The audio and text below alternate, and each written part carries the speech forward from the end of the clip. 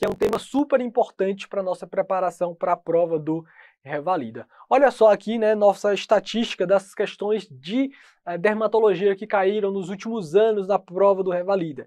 Em primeiro lugar, a gente tem hanseníase aí, né, junto com câncer de pele, totalizando 21% cada uma das questões. Então é super importante que a gente conheça, né, a hanseníase aqui, e aí pode cair desde diagnóstico, apresentação clínica, epidemiologia, até tratamento de hanseníase. Então a gente vai passar a nossa aula por todo o conhecimento da hanseníase, responder questão também de provas anteriores aqui do Revalida que já caíram, para que a gente tenha um conhecimento mais sólido, mais robusto possível, para que a gente não seja pego ali de calça curtas, né, na hora da nossa prova. Tá bom? Então, começando aqui a nossa discussão sobre hanseníase, a gente sabe que a hanseníase é uma doença infecto-contagiosa. O que é isso? É uma doença infecciosa, né, causada por um agente infeccioso, que a gente já vai falar que é um agente infeccioso, e ela é contagiosa porque ela é transmitida de um indivíduo para o outro, tá? E a gente vai ver como é que se dá essa transmissão aí da hanseníase.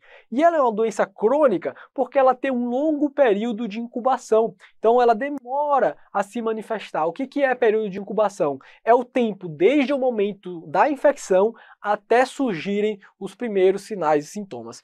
Esse período de incubação da hanseníase ele é variável, mas ele dura aí em torno de 3 a 5 anos. E essa é uma doença que acomete a pele e o sistema nervoso periférico. Por isso que a gente diz que a hanseníase é uma doença dermatoneurológica. Ela causa doença na pele e também no sistema nervoso e periférico. Eu já vou trazer alguns conceitos importantes aqui de vigilância epidemiológica, porque muitas das questões de hanseníase, elas aparecem, elas surgem no bloco lá de medicina preventiva. Então é importante que a gente tenha esses conceitos aqui de vigilância epidemiológica. Quais são os conceitos? Primeiro ponto é lembrar que a hanseníase é uma doença de notificação compulsória em todo o território nacional. Então, toda vez que a gente fecha um diagnóstico de hanseníase, a gente tem que notificar. E essa notificação ela é semanal, né? Lembrar que tem algumas doenças que são notificação imediata, algumas são de notificação semanal, né? A hanseníase é de notificação semanal. E ela é uma doença também de investigação obrigatória. Isso quer dizer que sempre que a gente faz um diagnóstico de hanseníase, a gente tem que investigar os contatos daquele indivíduo e a gente vai falar isso no final da nossa aula, como que a gente faz essa investigação dos contatos.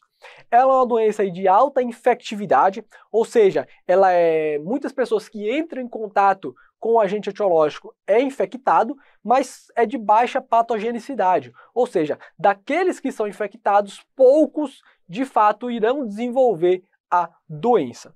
Ela, felizmente, é uma doença de alta morbidade, de baixa mortalidade, baixa letalidade, ou seja, poucas pessoas morrem de hanseníase, mas o problema da hanseníase é que ela tem alta morbidade, isto é, ela leva a sequelas neurológicas permanentes, levando às vezes a amputação de membros, né, disfuncionalidade das mãos, dos pés, então é uma doença que leva a sequelas. Então por isso que a gente precisa fazer diagnóstico precoce da hanseníase, para tratar precoce esses indivíduos e evitar que eles evoluam ali com disfunção orgânica.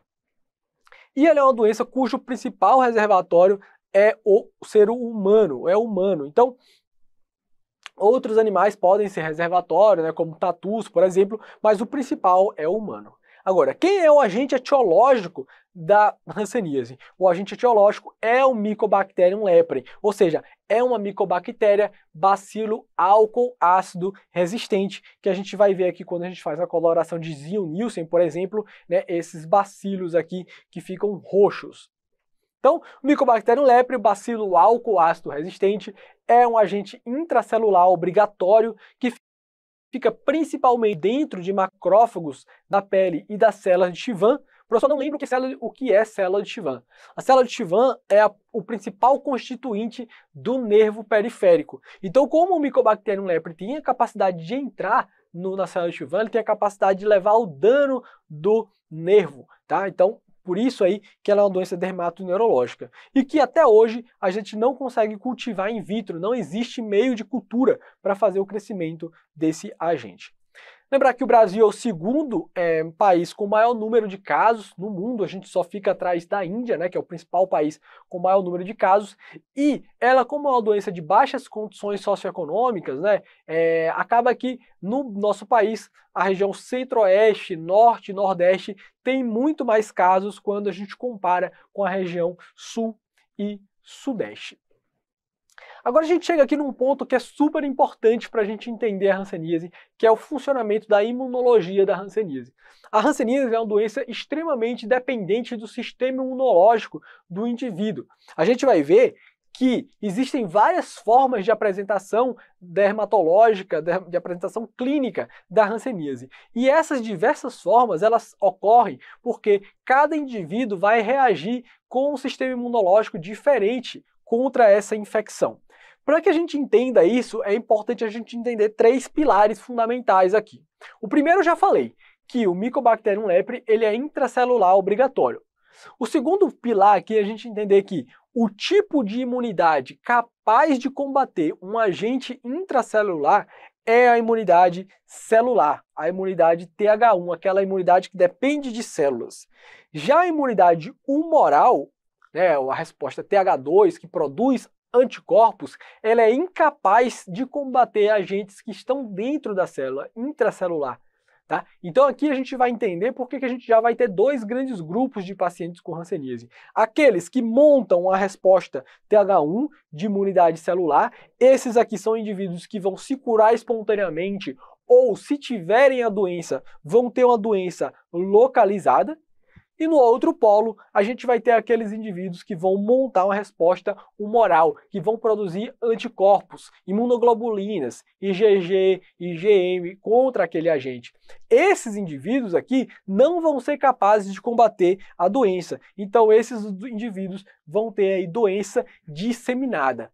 E é por isso que a gente consegue chegar nessa figura aqui e ver que a hanseníase é uma doença espectral. Em um dos polos da doença, a gente vai ter aqui os pacientes com hanseníase tuberculoides, representados pelas letras aqui TT. No outro polo, a gente vai ter os indivíduos vichovianos, representados aqui pelas letras VV. Repare que, à medida que a imunidade celular aqui vai diminuindo, a imunidade humoral vai aumentando, e esse indivíduo vai então tendo aumento de Mycobacterium leprae nos tecidos, né? Ele vai ficando um indivíduo muito mais suscetível a ter doença disseminada. No meio do caminho, a gente tem aqui os indivíduos dimorfos tuberculoide, dimorfo ou dimorfo vichoviano. Então toda essa classificação, quando alguém te fala, esse indivíduo é dimorfo vichoviano, é tuberculoide, tudo isso aqui no final das contas, ele está te falando da imunologia do indivíduo contra o Mycobacterium leprae. Agora, na prática, como é que eu posso testar a imunidade do meu paciente? É para isso aqui que serve o teste de Mitsuda. O teste de Mitsuda é uma intradermorreação. Como funciona? Você pega lá antígenos do Mycobacterium leprae e inocula no antebraço de um indivíduo. E depois de 28 a 30 dias, você vai examinar ali onde foi feita aquela inoculação. Se houver eritema e induração maior ou igual a 5 milímetros, o teste Mitsuda é positivo. Isso quer dizer que o indivíduo ele tem uma boa imunidade celular contra o Mycobacterium leprae. Se tiver menos do que 5 milímetros, é negativo. O indivíduo não tem imunidade celular contra o Mycobacterium leprae. Muita atenção, faz aí uma estrelinha no seu caderno, põe aí. Teste de Mitsuda positivo não confirma diagnóstico de hanseníase.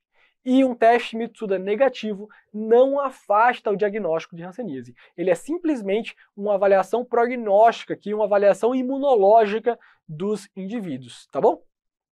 Transmissão da doença. Apesar da hanseníase ser uma doença que se manifesta com lesão de pele e alteração neural, ela não é transmitida geralmente pela pele.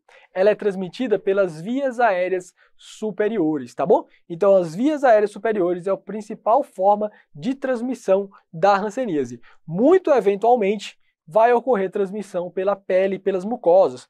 Por exemplo, foi fazer tatuagem e estava lá contaminada, inoculou pela pele, mas isso é extremamente raro. E apenas os indivíduos que são multibacilares transmitem a doença, tá? Ou seja, aqueles que têm uma alta carga de bacilos são os únicos indivíduos que vão transmitir de fato aí a doença. Até que a gente chega aqui na história natural da hanseníase. Então, os indivíduos que são infectados pelo bacilo de Hansen aqui, a maioria vai ter cura espontânea, né, já que é uma doença aí de baixa patogenicidade. Daqueles que ficam doentes, né, vão ter ali a forma inicial, a MHI, hanseníase indeterminada, 30% deles vão evoluir com alguma das formas espectrais lá, de mofa, tuberculose ou vichoviana. Fique tranquilo que a gente vai falar aqui de cada uma dessas formas, o que é uma hanseníase indeterminada, o que é uma tuberculose, vichoviana, a gente vai esmiuçar cada uma dessas apresentações clínicas aqui, é só para você entender isso. A forma inicial é a hanseníase indeterminada, e aí se o paciente não é tratado, dependendo da imunologia dele, ele vai evoluir para algum dos espectros ali da hanseníase, tá bom? Agora, na prova, como é que você identifica uma questão de hanseníase? Né? Lembra aí que sempre que eu estou dando as aulas de dermatologia aqui, eu quero simplificar ao máximo aqui para você conseguir identificar uma doença dermatológica por um pequeno detalhe, né, no enunciado. O detalhe aqui para você saber que está falando de uma questão de hanseníase é a alteração de sensibilidade. Então, se o examinador descreveu para você uma questão que tem um paciente que tem lá uma mancha de pele e ele não sente naquela lesão, ele tem uma alteração de sensibilidade, aquela questão é de hanseníase e acabou, é ponto final. Tá? Então toda questão sua que aparecer lesão de pele com alteração de sensibilidade vai ser uma questão de hanseníase. Agora, existe uma ordem na perda da sensibilidade desse paciente. Primeiro, ele perde a sensibilidade ao calor, ele não consegue diferenciar o que é quente e o que é frio. Às vezes o examinador vai te falar que ele teve ali uma queimadura e ele não sentiu que se queimou, por exemplo, né? Depois ele perde a sensibilidade dolorosa e, por último, ele perde a sensibilidade tátil, nesta ordem aqui, tá? Então, primeiro ao calor, depois ele perde a sensibilidade dolorosa e, por último, ele perde a sensibilidade tátil, tá? Então, botei aqui CDT, que é para você lembrar na ordem alfabética. Existem outros testes aqui que a gente pode fazer também para avaliar a perda de sensibilidade do paciente. Quais são esses testes aqui? Então tem um teste da histamina. Por quê? Porque o paciente com hanseníase, ele vai ter uma alteração neurológica ali. Então se você fizer um teste da histamina, ou seja, coloca a histamina e pinga, e faz um pequeno traumatismo na pele, não vai ter uma vermelhidão que ocorre normalmente nos pacientes. Né? Então, mostrando que tem uma alteração neurológica. E o teste da pilocarpina é para provar que o paciente com hanseníase, ele tem uma redução da sudorese no local. Não acho, dificilmente, não vi ainda questões assim, daqui no Revalida, ou mesmo nas provas de residência, é uma coisa extremamente rara, ele perguntar exatamente como funcionam esses testes. Eu estou colocando aqui simplesmente a título para você saber que existem esses testes que podem melhorar a sua sensibilidade do exame dermatológico. O teste da histamina mostrando que tem uma disfunção neurológica e o teste da pilocarpina mostrando que existe uma hipoidrose, uma redução da sudorese. Agora a gente vai falar aqui, e tudo isso que eu estou falando aqui, né, alteração de sensibilidade, né, esses testes aqui, eles valem para todos os pacientes com hanseníase. Agora a gente vai falar aqui de quais são as diferenças, como se manifestam cada um desses pacientes, né, como se manifestam os pacientes com hanseníase indeterminada, como se manifestam aqueles com hanseníase tuberculose, aqueles com hanseníase de mofa e aqueles com hanseníase vichoviana. Então começando lá, I de indeterminada e de inicial. Não esquece disso. Então a hanseníase indeterminada é a forma inicial da doença que pode se curar espontaneamente ou pode evoluir com alguma das outras formas clínicas. Como que se apresenta o paciente com hanseníase indeterminada? Olha lá, mácula hipocrômica. Mácula hipocrômica que pode ocorrer em qualquer local da pele. Né? Máculas hipocrômicas, geralmente mal delimitadas, esses pacientes não têm comprometimento de tronco neural, né? Se você palpar os nervos dele, não vai ter nenhum nervo acometido, e a baciloscopia deles é negativa, eles são doença extremamente inicial, são doentes que não transmitem a doença. Já os pacientes com hanseníase agora tuberculoide, então polo tuberculoide é aqueles indivíduos de imunidade celular. Esses indivíduos aqui vão ter uma doença extremamente controlada, extremamente localizada, tá? Então eles vão se manifestar com poucas lesões cutâneas. E como são essas lesões cutâneas? Preste atenção na fotografia e na descrição. Então esses pacientes vão ter placas com borda eritematosa, muito bem delimitadas e clareamento na região central, tá? Então placas com bordas eritematosas, muito bem delimitadas e clareamento na região central.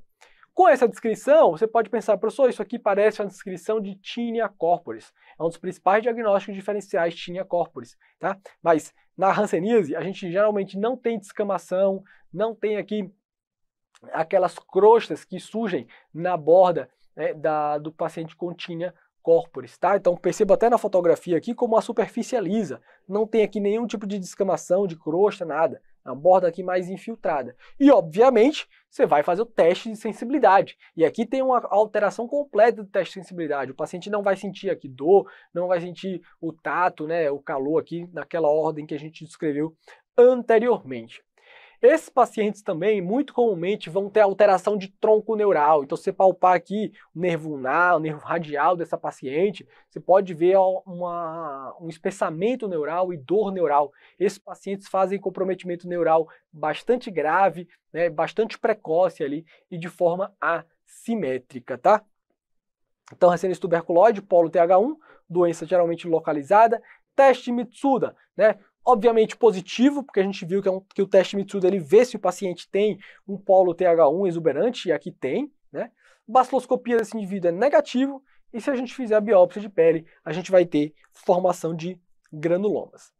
Já o hanseníase vichoviana é o outro polo do espectro. Então tudo que a gente aprendeu de hanseníase tuberculoide é só virar o contrário aqui, né? Aqui o paciente vai ter múltiplas lesões, vai ter o corpo praticamente todo infiltrado, né? Aqui o indivíduo ele não vai ter aqui um acometimento de um tronco neural, ele vai ter acometimento de praticamente todos os troncos neurais aqui, um acometimento simétrico, né, difuso do tronco neural. A gente vai ter aqui infiltração de pavilhão auricular, isso é muito típico. A gente vai ter madarose, que é a perda das sobrancelhas, né? A gente vai ter nódulos disseminados, né, pelo corpo do indivíduo, né? Inclusive pode ter infiltração de órgãos internos, infiltração de baço, infiltração de fígado, infiltração de testículo, né? Então um quadro aqui muito mais exuberante, né? Então polo TH2, uma doença já bastante disseminada, teste Mitsuda negativo,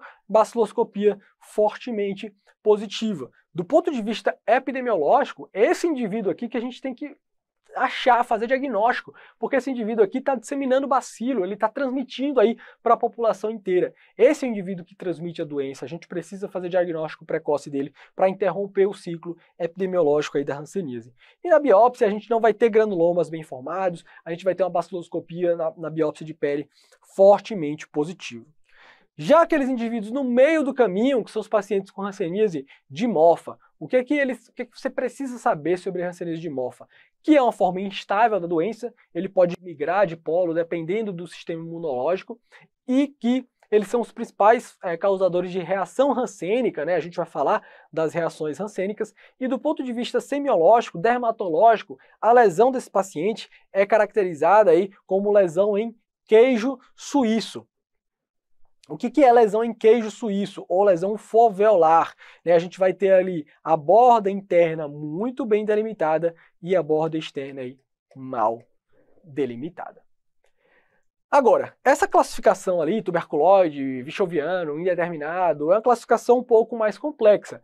Então, visando simplificar, né, para o tratamento, principalmente para o médico generalista, a Organização Mundial de Saúde, né, e a classificação que o Ministério da Saúde utiliza, ele simplifica e fala o seguinte: olha só, você fez o diagnóstico de hanseníase? Perfeito. Faça o seguinte, conte quantas lesões de pele o paciente tem.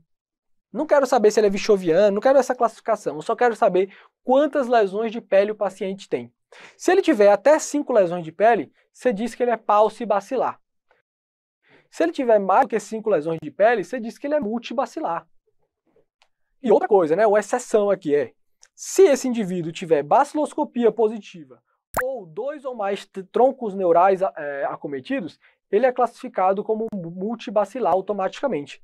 Então essa classificação operacional, uma classificação muito mais fácil de ser feita, e é a classificação que a gente utiliza para saber o tratamento, né? Porque o tratamento de paucibacilar é um, o tratamento do multibacilar é outro. Então é esse aqui o parâmetro que a gente quer saber. Olha só essa questão aqui do Revalida, foi do Revalida UFMT, mas poderia cair no ENEP, é uma questão aqui clássica das provas. Então você tem a dona Renata, procurou a UBS, responsável do seu bairro, para consultar com a médica Jaqueline Festa, né? A dona Renata, ela é manicure, e ela disse que tinha notado uma mancha branca no braço direito, e que tinha queimado essa mancha enquanto cozinhava 10 dias e não tinha sentido nada na mancha. Você para aqui e fala, questão de hanseníase. Mancha na pele com alteração de sensibilidade, hanseníase. Não tem outro diagnóstico aqui, tá? Mas vamos lá. Relatou também que o pai tinha morrido, mas já tinha tratado lepra, né, que era um nome antigo para hanseníase. Refere que nunca casou e sempre morou com os pais. Doutora Jaqueline percebeu ao exame físico de dona Renata uma lesão hipocrômica, né, uma lesão hipocrômica com ausência de pelos, sensibilidade térmica, tátil dolorosa, ausentes localizados no antebraço direito, né, hanseníase, alteração de sensibilidade. Também notou o nervo ulnar direito e auricular posterior direito espessados na paciente. Após análise do caso, responda o item. Qual o diagnóstico mais provável? Hanseníase. Segunda pergunta, qual a classificação operacional? Aí olha só a pegadinha aqui da questão. Ela fala que ele tem uma lesão. Aí você fala, opa, ele tem menos de 5 lesões. Então ele é paucibacilar. Só que a pegadinha está aqui, ó. Tem nervo ulnar direito e auricular posterior direito espessados. Então tem 2 nervos espessados. Isso faz com que ele já seja classificado como multibacilar, independentemente do número de lesões de pele. Então, classificação multibacilar. Isso aqui pegou muita gente, tá? Trata-se de uma doença a ser notificada? Sim, né? A gente falou, é uma doença de notificação compulsória em todo o território nacional. Beleza? Seguindo aqui, agora a gente vai falar sobre estados reacionais. Fique tranquilo que a gente vai falar sobre tratamento mais à frente, né, quais são as drogas, como é que a gente trata esses pacientes, mas vamos falar aqui de uma complicação que pode ocorrer aí, geralmente durante o tratamento da hanseníase, que é a reação hansênica, tá? O que é a reação hansênica? A reação hansênica é um estado de exacerbação do sistema imunológico, né, que podem ocorrer antes, durante ou após o tratamento da hanseníase, sendo que a maioria das vezes ocorre durante o tratamento. Então você está fazendo lá o tratamento da hanseníase e o paciente tem uma reação hansênica, que a gente vai ver ali como ela pode se manifestar. E a reação hansênica é a principal causa de sequela neurológica dos pacientes com hanseníase. Então é importante que a gente faça diagnóstico precoce para evitar que esses pacientes tenham sequela neurológica irreversível. A gente tem ali reação do tipo 1 e reação do tipo 2. Os 2 tipos de reação hansênica que eu coloco aqui essa tabela para você saber diferenciar. Mas eu não vou ler essa tabela aqui e eu vou te dar aqui um macete de como é que você diferencia reação do tipo 1 de reação do tipo 2. Então, primeiro ponto, como é que você identifica uma questão de reação? Então, hanseníase é uma doença lenta, como a gente falou. Então, toda vez que você pegar uma questão de prova que fala que o paciente teve uma piora aguda em poucos dias ou poucas semanas, está diante de uma questão de reação hansênica. Aí você vai ter que pensar, essa é uma reação do tipo 1 ou essa é uma reação do tipo 2? A reação do tipo 1, o paciente vai ter o quê? Exacerbação das lesões antigas. As lesões antigas que ele já tinha vão ficar mais vermelhas, mais inchadas, e ele vai ter frequentemente uma neurite associada, uma dor neural. Mas ele não vai ter alteração do status, da performance dele. Ele não vai ter febre, ele não vai ter queda do estado geral, não vai ter nenhum sintoma sistêmico, tá? Então, exacerbação das lesões antigas com neurite é igual à reação do tipo 1. Você trata com prednisona. Na reação do tipo 2, o paciente vai ter o surgimento de vários nódulos pelo corpo, né? A reação do tipo 2 é chamada de eritema nodoso hansênico. Então, são vários nódulos doloridos, às vezes ulcerados pelo corpo, associado a sintomas sistêmicos, como febre, queda do estado geral, mal-estar, mialgia, artrite, né, acometimento de outros órgãos, como orquite, uveíte, nefrite. Então, esse aí é a reação do tipo 2, né, um quadro mais sistêmico. Nesse caso, né, o tratamento da reação do tipo 2 é a talidomida. Beleza? Bom, O diagnóstico, né, a definição de caso de hanseníase, como a gente falou ali, lesão de pele ou área de pele com alteração de sensibilidade térmica, dolorosa ou tátil, perfeito, feito o diagnóstico. Ou, se o paciente tiver espessamento do nervo periférico associado a alteração sensitiva, motor ou autonômica, diagnóstico está feito de hanseníase, ou uma baciloscopia positiva. Também aí tem confirmado o diagnóstico, tá certo? Então, muita atenção aqui, ó. Baciloscopia positiva confirma um diagnóstico de hanseníase. Agora, baciloscopia negativa não afasta o diagnóstico de hanseníase. E como é que a gente trata os pacientes, então? Bom, paucibacilar ou multibacilar, daquela classificação que a gente fez, as drogas são as mesmas, tá? Tanto paucibacilar quanto multibacilar vão tratar com rifampicina, dapsona e clofazimina nas doses aí respectivas. Qual que é a diferença? Os paucibacilares vão receber 6 cartelas em até 9 meses, enquanto que os multibacilares 12 cartelas em até 18 meses. Lembrando que gestação e amamentação não alteram o tratamento da hanseníase. E por último, né, fala do contato. Lembra lá que a gente falou que a hanseníase é uma doença de investigação obrigatória. Então a gente fez o diagnóstico de hanseníase, a gente precisa ali investigar os contatos daquele paciente. Quem são os contatos? Todas as pessoas que convivem ou que conviveram com o indivíduo nos últimos 5 anos. Você vai pegar e chamar essas pessoas e fazer um exame dermatoneurológico completo. Se tiver algum ali que tem um diagnóstico de hanseníase, você vai fazer o tratamento normalmente. Não tem o diagnóstico de hanseníase, está descartado. Você vai fazer um teste rápido, né? Vai fazer esse teste rápido, é o anti-PGL1. Se ele tiver um teste reagente, você vai fazer um segmento desse paciente anual por 5 anos. Se não, se ele for não reagente, vigilância passiva e ensinar o paciente a fazer autoexame. E também, por último, você vai oferecer a vacinação da BCG para os contatos, tanto de indivíduos paucibacilares quanto multibacilares. Isso vale para todo mundo, tá? Se o contato ali não tem nenhuma cicatriz de BCG, você dá uma dose.